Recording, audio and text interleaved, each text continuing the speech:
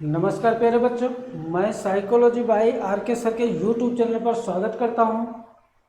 आज आप जैसे कि देख रहे होंगे कि बोर्ड पर लिखा है शिक्षा एवं मनोविज्ञान। ये शिक्षा एवं मनोविज्ञान से संबंधित जो है एक प्रश्न दो प्रश्न यहाँ से बनते हैं, क्योंकि ये बहुत महत्वपूर्ण है। क्योंकि हम लोग जो है बाल विकास पढ़ने से पहले ये जानना और समझना जरूरी है कि इस जो है बाल विकास की उत्पत्ति कहाँ से हुई, किस प्रकार से हुई, किस विषय से हुई, कौन से मनोवैज्ञानिक थे जो इस पे जो है अध्ययन किया। यानी मीनिंग ऑफ साइकोलॉजी, शिक्षा एवं मनोविज्ञान, एजुकेशन ऑफ साइकोलॉजी। देखो, शिक्षा शब्द इसका अर्थ पूछा जाए तो शिक्षा शब्द अलग लिखा है और मनोविज्ञान शब्द अलग है। ये दो शब्द इसमें लिखे हैं, जिससे अच्छा है कि हम लोग जब एक एक शब्द को पढ़ेंगे, एक एक शब्द को समझेंगे, तो इससे एग्जाम के समय या दूसरी बार हमको ये चीज़ जो है दोबारा नहीं पढ़ना पड़ेगा। तो पहले हम पढ़ते हैं शिक्षा यानी एजुकेशन। शिक्षा का अर्थ देखो,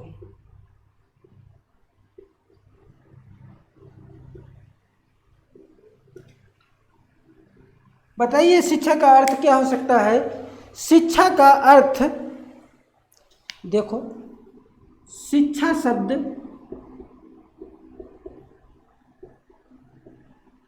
संस्कृत के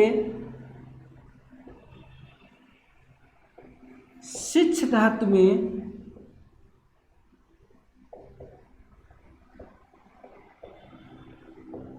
अड़ा प्रत्यय लगाने से बना है।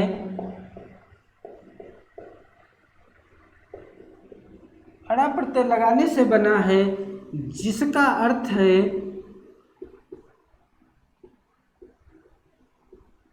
सीखना या सिखाने की क्रिया।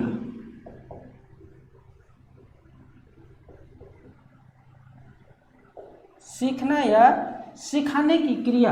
आपके एग्जाम में प्रश्न पूछा जाता है कि शिक्षा शब्द किन दो शब्दों से मिलकर के बना है। तो शिक्षा शब्द संस्कृत के शिक्ष धातु में अड़ा प्रत्यय लगाने से बना है और जिसका अर्थ है सीखना या सिखाने की क्रिया। इतनी बात आप लोगों के समझ में आई होगी जो हमने यहाँ पे चर्चा की है। शिक्षा शब्द को अंग्रेजी में देखो, शिक्षा शब्द को अंग्रेजी में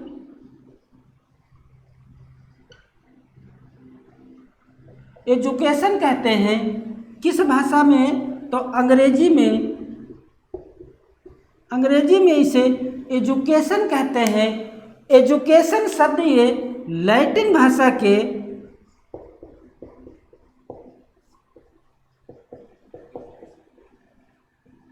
एजुकेटम से बना है।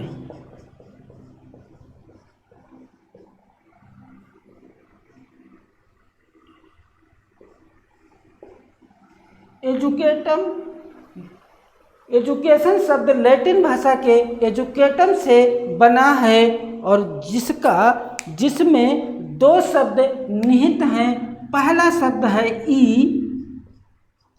ई और दूसरा शब्द है डोकू। ई और डोकू दो शब्दों से मिलकर के बना है, जहाँ ई का अर्थ है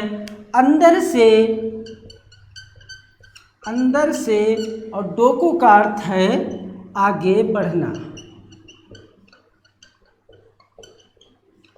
अब इतनी बात आपके समझ में आई होगी कि शिक्षा शब्द को अंग्रेजी में क्या कहते हैं? एजुकेशन कहते हैं। एजुकेशन लैटिन भाषा के एजुकेटम से बना है और जो है एजुकेटम में दो शब्द निहित हैं, ई और डोकू, जहाँ ई का अर्थ है अंदर से और डोकू का अर्थ है आगे बढ़ना। इससे हम ये कह सकते हैं कि जन्मजात शक्तियों को बाहर अभिव्यक्त करना ही शिक्षा कहलाती है।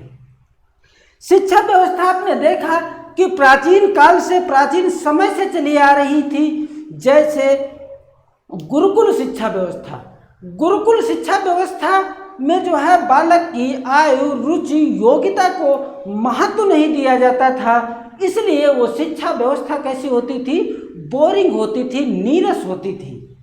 इसलिए गुरुकुल शिक्षा व्यवस्था को अब धीरे धीरे करके समाप्त करके और समावेशी शिक्षा के द्वारा अब बालकों को, आज के समय बालकों को शिक्षा प्रदान किया जाता है, क्योंकि समावेशी शिक्षा में बालकों की आयु, रुचि, योग्यता आदि प्रकार की जो है उनकी आवश्यकताओं को जान करके और उनकी आवश्यकताओं के अनुसार उन्हें शिक्षा प्रदान किया जाता है। इसलिए आजकल जो शिक्षा बालकों को प्रदान की जाती है वो गुरुकुल शिक्षा व्यवस्था की पद्धति अपना करके बल्कि समावेशी शिक्षा की पद्धति को अपनाया जाता है। इतनी बात समझ में आई।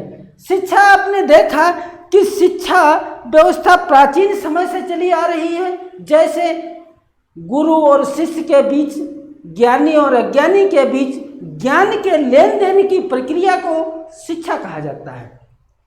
इसी शिक्षा पूछा जाता है कि ये जो शिक्षा व्यवस्था है, जॉन ड्यूबी के अनुसार शिक्षा के कितने चर बताए गए हैं? तो जॉन ड्यूबी के अनुसार शिक्षा के 3 चर बताए गए हैं। पहला चर है शिक्षक, दूसरा चर है छात्र और तीसरा चर है पाठ्यक्रम। यह भी पूछा जाता है कि शिक्षक कैसा चर होता है? तो ये स्वतंत्र चर होता है। कैसा चर? स्वतंत्र चर। छात्र जो होता है ये आश्रित चर होता है। छात्र कौन सा चर है? तो आश्रित चर होता है। और पाठ्यक्रम जो है शिक्षक और छात्र का क्या होता है? सहायक चर होता है। सहायक चर। ये जो है शिक्षा के 3 अंग होते हैं। शिक्षण के 3 अंग होते हैं। किसके अनुसार? तो जॉन ड्यूबी के अनुसार शिक्षा के 3 अंग बताए गए हैं, जबकि डॉक्टर स्मिथ के अनुसार शिक्षा के 2 अंग बताए गए हैं। पहला अंग शिक्षक और दूसरा अंग छात्र। केवल डॉक्टर स्मिथ या डॉक्टर एडम के अनुसार, स्मिथ और एडम दोनों के अनुसार जो है शिक्षा के 2 ही चर बताए गए हैं, एक तो शिक्षक और दूसरा छात्र। इसी शिक्षा पे कुछ मनोवैज्ञानिकों ने परिभाषाएं दी हैं। देखते हैं कौन कौन सी परिभाषा कौन से मनोवैज्ञानिक ने दी है।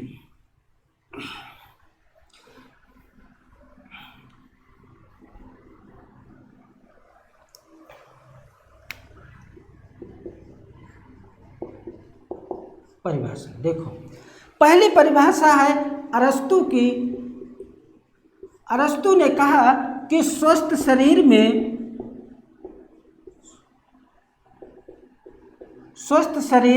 स्वस्थ मस्तिष्क का निर्माण या विकास होता है।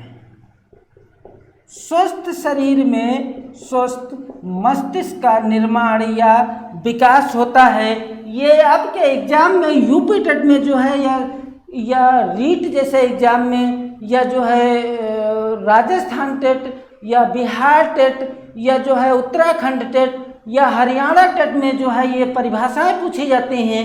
जबकि आपके सीटेट के जो एग्ज़ाम होता है उसमें बाकी तो पूछा जाता है लेकिन परिभाषाएं नहीं पूछी जाती हैं। इसलिए सारे एग्ज़ामों की जो है तैयारी हम लोग एक साथ कर लेते हैं, जिससे ये जो है हमें बहुत आसानी होता है। किसकी है परिभाषा डायरेक्ट लिखी होती है, और ये किसकी परिभाषा है कि स्वस्थ शरीर में स्वस्थ मस्तिष्क का निर्माण होता है, तो ये किसकी परिभाषा है? अरस्तु की परिभाषा है। मनोविज्ञान के अध्ययन का जनक या पिता किसे कहा जाता है? क्वेश्चन आ जाए मनोविज्ञान के अध्ययन का जनक या पिता किसे कहा जाता है, तो अरस्तु को ही जाता है, क्योंकि अरस्तु के गुरु का नाम था प्लेटो, और जो है मनोविज्ञान के विषय में अध्ययन करने का जो सबसे पहला श्रेय था वो अरस्तु को जाता है। इसी के क्रम में एक अगली परिभाषा है शंकराचार्य की। शंकराचार्य की परिभाषा है, और शंकराचार्य ने कहा कि शिक्षा वह है, शिक्षा है जो हमें मुक्ति दिलाए।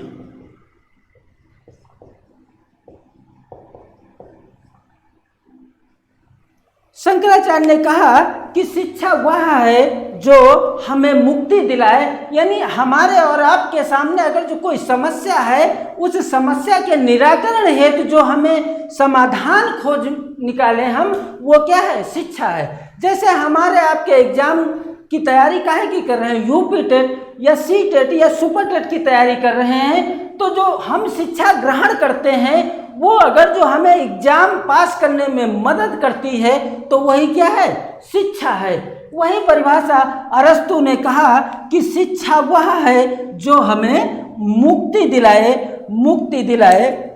अगली परिभाषा विवेकानंद की है।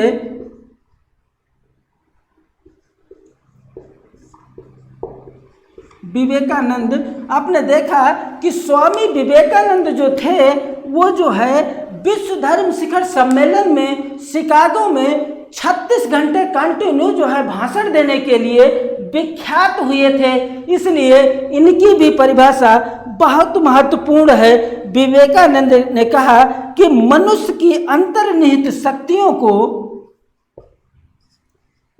मनुष्य की अंतर्निहित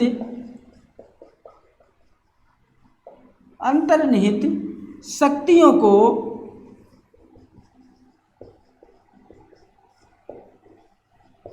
मनुष्य की अंतर्निहित शक्तियों को बाहर अभिव्यक्त करना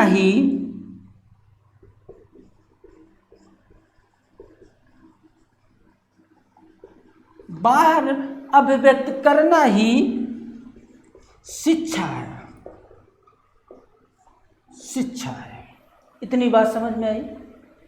पूछा जाए कि मनुष्य की अंतर्निहित शक्तियों को बाहर अभिव्यक्त करना ही शिक्षा है, ये किसकी परिभाषा है? तो ये स्वामी विवेकानंद की परिभाषा है। और अगली परिभाषा है महात्मा गांधी की। महात्मा गांधी की परिभाषा है।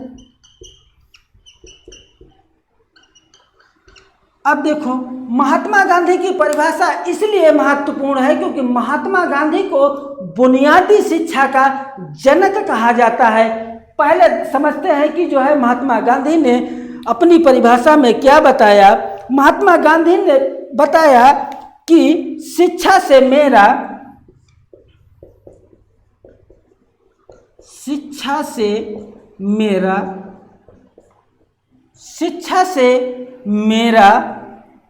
अभिप्राय,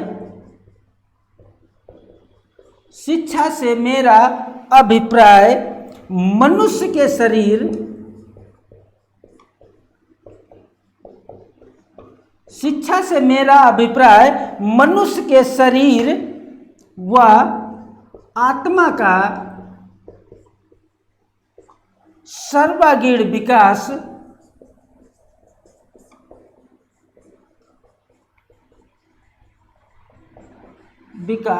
करना ही शिक्षा है।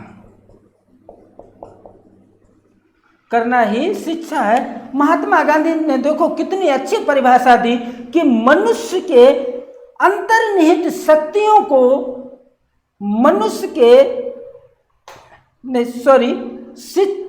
महात्मा गांधी की परिभाषा है कि शिक्षा से मेरा अभिप्राय मनुष्य तथा बालक की आत्मा व शारीरिक का विकास करना ही शिक्षा है। सर्वांगीण विकास यानी बालक के सभी प्रकार का जो है विकास करना ही शिक्षा है। मैंने आपको बताया कि महात्मा गांधी को बुनियादी शिक्षा का जनक कहा जाता है क्योंकि 1937 में ढाका यानी महाराष्ट्र में जो है एक शिक्षा शिखर सम्मेलन का आयोजन किया गया और उस शिक्षा शिखर सम्मेलन में महात्मा गांधी ने बुनियादी जो है शब्द का प्रयोग किया।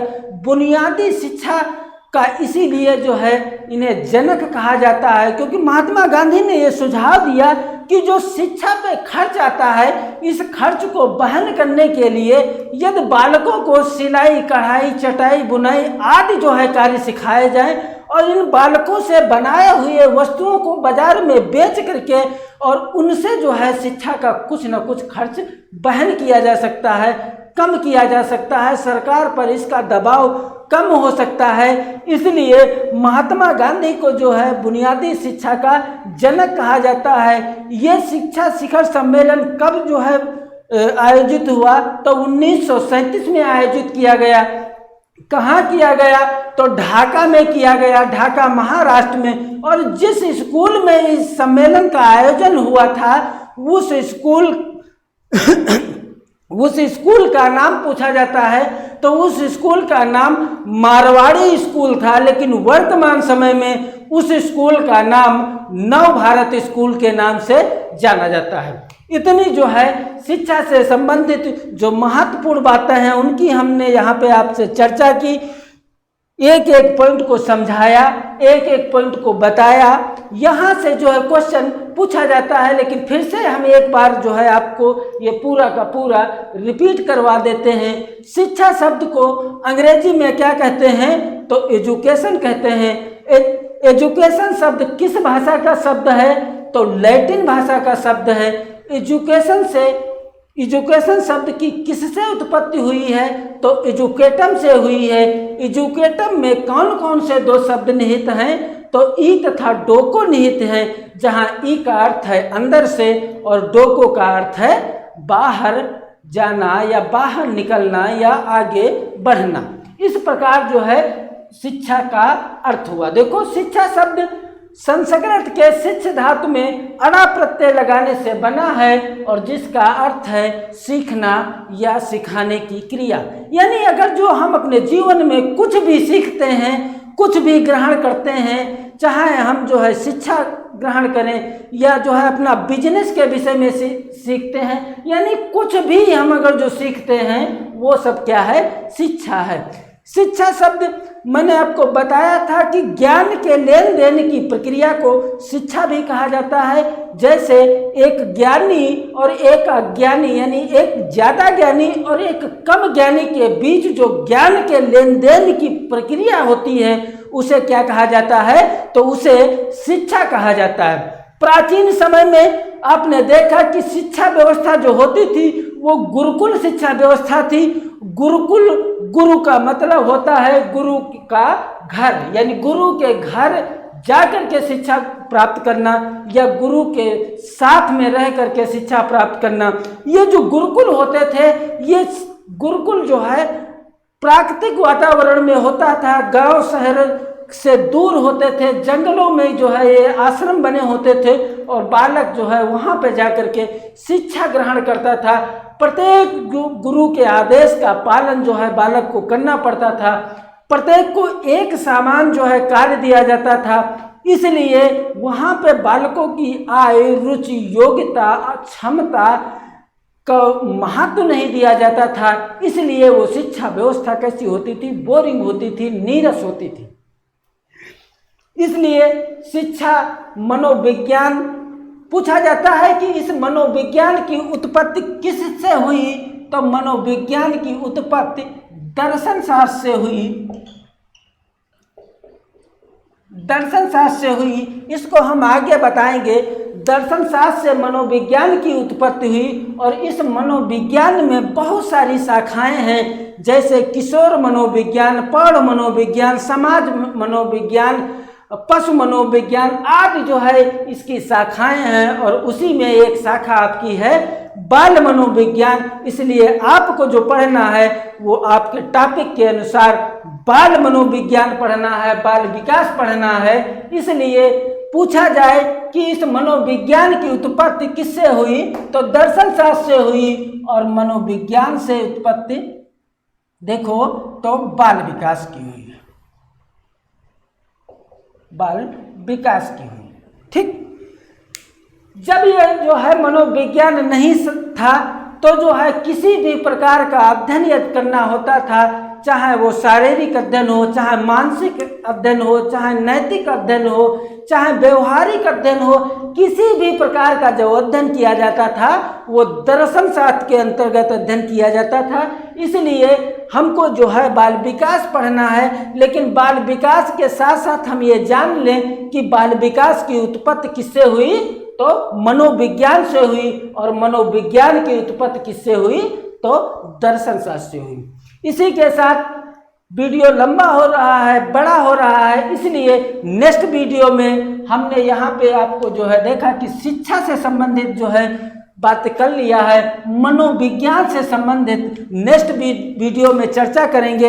यदि मेरा वीडियो आपको पसंद आए तो इसे लाइक, शेयर, सब्सक्राइब अवश्य करें, क्योंकि इससे जो है आपका एक लाइक हमारे लिए गुरु दक्षिणा के समान होता है, मोटिवेशन मिलता है, और इससे हमें अच्छी अच्छी चीज़ें जो है आपको बताने का अवसर मिलता है, और जो है इसी से हमारा भी रुचि जो है वो आपकी तरफ लगाव बढ़ता है, और आपका भी मन पढ़ने में लगता है, क्योंकि जब हम आपको अच्छी अच्छी चीज़ें समझाएंगे, बताएंगे, तो जो है आपका भी पढ़ने में मन लगेगा। मेरा वीडियो इसलिए लाइक, शेयर, सब्सक्राइब अवश्य करें। Thank you all of you.